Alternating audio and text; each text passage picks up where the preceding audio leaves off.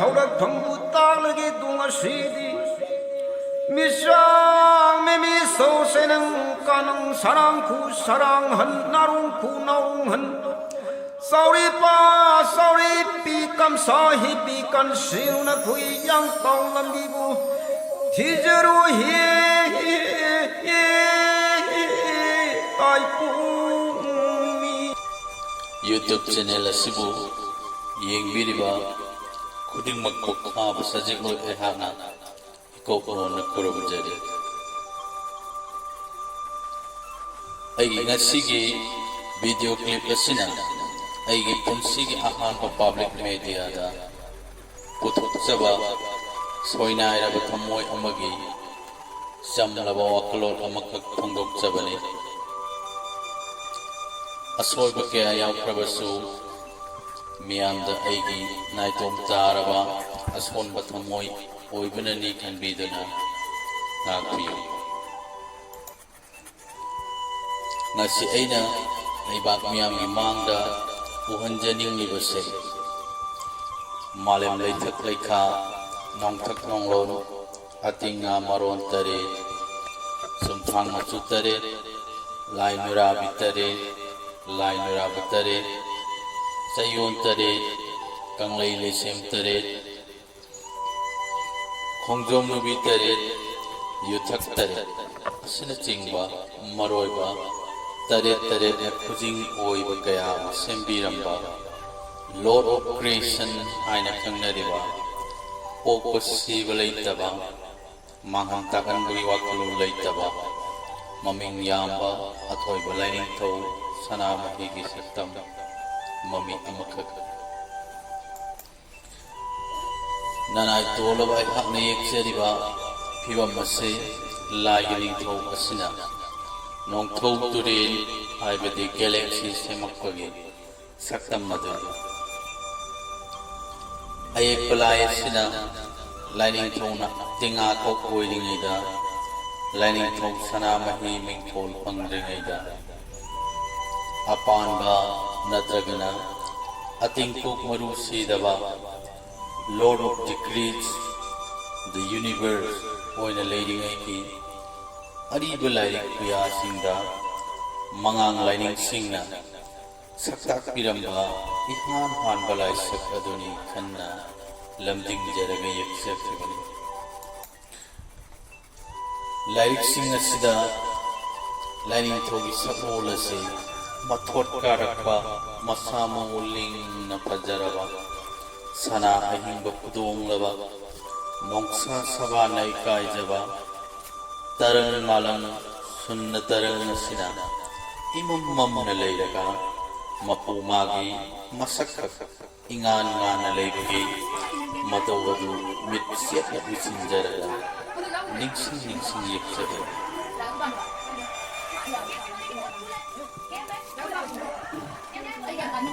kanagumba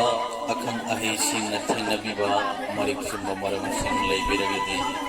madutabu khorang na ngaijabani karigi aina laisik asi yekning luribano hairagadi aihakna ing lising aniga taraga mangada yamna kanna sining chittana aduna leiringaida Christian lining gi miyoi sing lep leitana laaga hospital da leiriba anaba singbu prayer tobik anaba puhanning daba taibang malem sida kanabu leigi makoi ayambana prayer harau tawaki ayamba anabagi imong manong sing Christian lining da lining loina launaki ay si prayer do tarilak tawaki prayer gi matam maduda imitchet usilaga itomta iromdom kanjaki Lord Disuna senglai oiram mapadi lai punamakki makok marudi lining to sanamahina ko pamtoina asun prayer to biriwa makkoi desu pa iningdana imitchet na usinjaraga aina aigi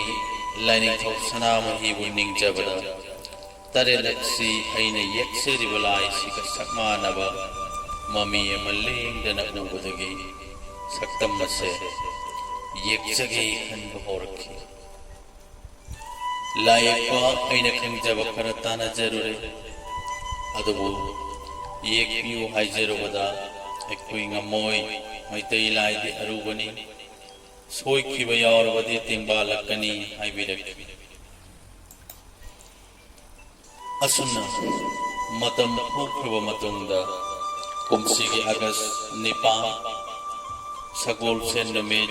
ꯑꯩꯒꯤ ꯏꯄꯣꯛ ꯅꯨꯃꯤꯠꯁꯤꯒꯤ ꯃꯪꯂꯥꯟꯗ ꯆꯞ ꯃꯥꯟꯅꯕ ꯁꯛꯐꯝꯁꯤ ꯎꯖꯕꯗꯒꯤ ꯊꯋꯥꯏꯁꯤ ꯄꯦꯟꯃꯟꯈ꯭ꯔꯗꯅ ꯌꯦꯛꯂꯒꯦ ꯈꯟꯅ ꯌꯦꯛꯆꯈꯤꯕꯅꯤ꯫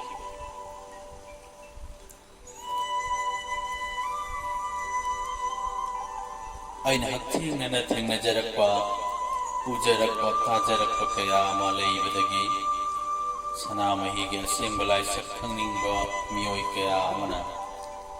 ꯌꯥꯝꯅ ꯇꯣꯏꯅ ꯏꯐꯝꯗ ꯍꯪꯕꯤꯕ ꯋꯥꯍꯪ ꯀꯌꯥ ꯂꯩ꯫ ꯙꯔꯃ ꯄꯨꯝꯅꯃꯛꯀꯤ ꯑꯌꯥꯝꯕꯅ ꯂꯥꯏꯁꯪ ꯅꯥꯏꯅ ꯌꯨꯝꯊꯣꯡ ꯈꯨꯗꯤꯡꯗ ꯑꯌꯦꯛꯄ ꯅꯠꯇ꯭ꯔꯒ ꯑꯅꯝꯕ ꯃꯃꯤ ꯁꯛꯇꯝ ꯂꯣꯏꯅ ꯂꯩꯔꯒ ꯀꯔꯤꯒꯤ ꯁꯅꯥꯃꯍꯤꯒꯤ ꯂꯥꯏꯁꯛ ꯂꯩꯇꯕꯁꯦ ꯂꯥꯏ ꯈꯨꯔꯨꯝꯕꯗ ꯂꯥꯏꯅꯤꯡ ꯆꯠꯄ ꯉꯝꯗꯦ? ꯀꯔꯤꯒꯨꯝꯕꯗ ꯂꯥꯏꯅꯤꯡꯊꯧ ꯈꯨꯔꯨꯝꯅꯕꯒꯤꯗꯃꯛ ꯏꯃꯤꯠ ꯆꯦꯠꯅ ꯎꯏꯁꯤꯟꯖꯔꯛꯄꯗ ꯀ꯭ꯔꯤꯁꯅ ꯑꯣꯏꯅ ꯍꯦꯛꯇ ꯎꯔꯦ꯫ ꯌꯥꯔꯒꯗꯤ ꯑꯩꯈꯣꯏꯗꯤ ꯍꯤꯟꯗꯨꯗ ꯆꯥꯎꯔꯛꯄꯅꯤꯅ ꯍꯤꯟꯗꯨꯒꯤ ꯂꯥꯏꯁꯤꯡꯒꯤ ꯁꯛꯇꯝꯁꯤꯡ ꯑꯁꯤ ꯀꯥꯎꯊꯣꯛꯄ ꯉꯝꯅꯅꯕ ꯁꯅꯥꯃꯍꯤ ꯂꯥꯏꯅꯤꯡꯊꯧꯒꯤ ꯂꯥꯏꯁꯛ ꯑꯃꯇꯪ ꯄꯨꯊꯣꯛꯅꯅꯕ ꯍꯣꯠꯅꯁꯤꯒꯕ ꯍꯥꯏꯅ ꯇꯥꯛꯄꯤꯔꯛꯂꯤ꯫ ꯍꯧꯖꯤꯛꯃꯛ ꯀꯪꯂꯩ ꯄꯨꯡꯃꯌꯣꯟ ꯂꯥꯏꯅ ꯊꯥꯕ ꯌꯨꯝꯊꯣꯛ ꯑꯍꯥꯟꯕ ꯂꯥꯌꯥꯝꯁꯤꯡꯅ ꯈꯨꯟꯗꯥꯔꯝꯕ ꯂꯥꯏꯐꯝꯂꯦꯟ ꯑꯊꯣꯏꯕꯅꯤ ꯍꯥꯏꯖꯔꯤꯕ ꯁꯅꯥ ꯂꯩꯄꯥꯛ ꯀꯔꯤ ꯑꯣꯏꯔꯒꯦ ꯉꯁꯤ? ꯀꯪꯂꯩꯄꯥꯛ ꯑꯁꯤꯗ ꯁꯅꯥꯃꯍꯤ ꯂꯥꯏꯅꯤꯡꯊꯧꯒꯤ ꯂꯥꯏꯁꯪ ꯀꯌꯥ ꯂꯩꯖꯔꯕꯒꯦ ꯍꯥꯏꯕꯁꯤ ꯍꯥꯏꯅꯤꯡꯉꯥꯏ ꯑꯣꯏꯔꯤ꯫ ꯈ꯭ꯔꯤꯁꯇꯤꯌꯟ ꯂꯥꯏꯅꯤꯡꯒꯤ ꯆꯔꯆ ꯃꯁꯤꯡ ꯈꯪꯗꯅ ꯂꯩꯈ꯭ꯔꯦ꯫ ꯍꯤꯟꯗꯨꯒꯤ ꯂꯥꯏꯁꯪꯁꯤꯡꯒ ꯆꯥꯡꯗꯝꯅꯕꯗꯁꯨ ꯌꯥꯝꯅ ꯋꯥꯠꯂꯤ꯫ ꯑꯃꯔꯣꯝꯗ ꯂꯥꯏꯁꯛ ꯅꯥꯏꯕ ꯍꯥꯏꯕꯁꯤꯅ ꯊꯦꯜꯂꯕ ꯇꯥꯏꯕꯪ ꯑꯩꯈꯣꯏꯒꯤ ꯊꯃꯣꯏꯅꯨꯡꯗ ꯃꯥꯒꯤ ꯃꯁꯛ ꯃꯑꯣꯡ ꯃꯇꯧ ꯑꯃ ꯂꯦꯡꯗꯅ ꯂꯩꯍꯟꯕ ꯉꯝꯒꯅꯤ ꯍꯥꯏꯅ ꯈꯟꯖꯩꯗꯣ꯫ ꯑꯁꯤꯒꯨꯝꯕ ꯃꯔꯝ ꯃꯌꯥꯝ ꯑꯁꯤ ꯂꯩꯕꯅ ꯑꯍꯤꯡ ꯅꯨꯡꯊꯤꯜ ꯈꯪꯗꯅ ꯃꯥꯒꯤ ꯃꯃꯤ ꯁꯛꯇꯝ ꯑꯃꯇꯪꯗꯤ ꯃꯤꯌꯥꯝ ꯃꯥꯡꯗ ꯐꯣꯡꯖꯕ ꯉꯝꯕ꯭ꯔꯥ ꯌꯦꯡꯖꯒꯦ ꯈꯟꯅ ꯌꯦꯛꯆꯈꯤꯕꯅꯤ꯫ ꯃꯔꯝꯁꯤꯡꯁꯤ ꯂꯩꯕꯅ ꯄꯦꯟꯗꯕ ꯊꯃꯣꯏꯅꯨꯡꯗꯒꯤ ꯅꯨꯡꯍꯤꯛꯅꯔꯕ ꯋꯥꯍꯩ ꯈꯔꯁꯤ ꯁꯣꯟꯊꯥꯡꯅꯅ ꯂꯥꯎꯅꯤꯡꯂꯛꯏ꯫ ꯅꯨꯃꯤꯠ ꯊꯥꯅ ꯃꯆꯨ ꯑꯣꯟꯗ꯭ꯔꯤꯉꯩ ꯀ꯭ꯋꯥꯛꯅ ꯂꯥꯟꯕꯥꯎ ꯆꯦꯜꯂꯛꯂꯤ, ꯆꯔꯣꯏꯅ ꯇꯦꯇꯨ ꯈꯣꯡꯂꯛꯂꯤ, ꯂꯝꯒꯤ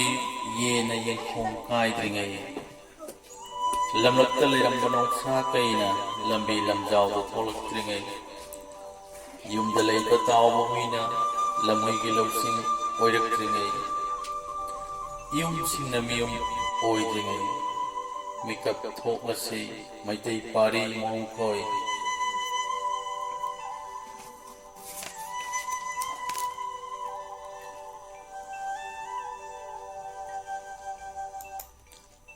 ꯍꯧꯔꯩꯕꯤꯒꯤ ꯏꯪꯈꯣꯜꯗ ꯂꯁꯤꯡ ꯄꯣꯂꯥꯡ ꯍꯧꯔꯝꯕꯅꯤ, ꯍꯨꯏꯅ ꯌꯦꯟꯅ ꯁꯣꯛꯀꯅꯤ꯫ ꯊꯥꯏꯅꯒꯤ ꯄꯨꯋꯥꯔꯤꯒꯤ ꯑꯍꯜ ꯂꯃꯟꯁꯤꯡꯅ ꯂꯦꯡꯗꯅ ꯆꯠꯂꯝꯕ ꯄꯥꯎꯈꯣꯡꯅꯤ ꯀꯌꯥꯗ ꯆꯨꯝꯈ꯭ꯔꯕ ꯃꯩꯇꯩ ꯑꯩꯈꯣꯏꯒꯤꯗꯃꯛ ꯇꯨꯝꯗꯨꯅ ꯂꯩꯊꯣꯛꯂꯒꯅꯨ, ꯊꯦꯡꯈ꯭ꯔꯦ ꯃꯇꯝꯁꯦ, ꯌꯥꯍꯧꯔꯣ ꯄꯥꯔꯤ ꯄꯥꯡꯒꯟꯕ ꯁꯥ, ꯅꯇꯨ ꯅꯃꯥꯟ ꯈꯤꯛꯇꯣꯛꯂꯨ, ꯊꯣꯡꯒꯤ ꯄꯣꯔꯣꯟ ꯆꯦꯠꯅ ꯂꯣꯟꯁꯤꯜꯂꯨ꯫ ꯅꯇꯨ ꯅꯆꯥ ꯀꯥꯡ ꯊꯣꯛꯇ꯭ꯔꯤꯉꯩ ꯈꯨꯠ ꯌꯦꯠꯅ ꯂꯣꯟꯕ ꯄꯣꯔꯣꯟꯕꯨ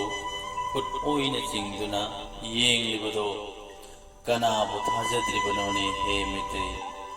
ꯄꯥꯔꯤ ꯏꯃꯣꯡꯈꯣꯏ꯫ hogalo thengmankhre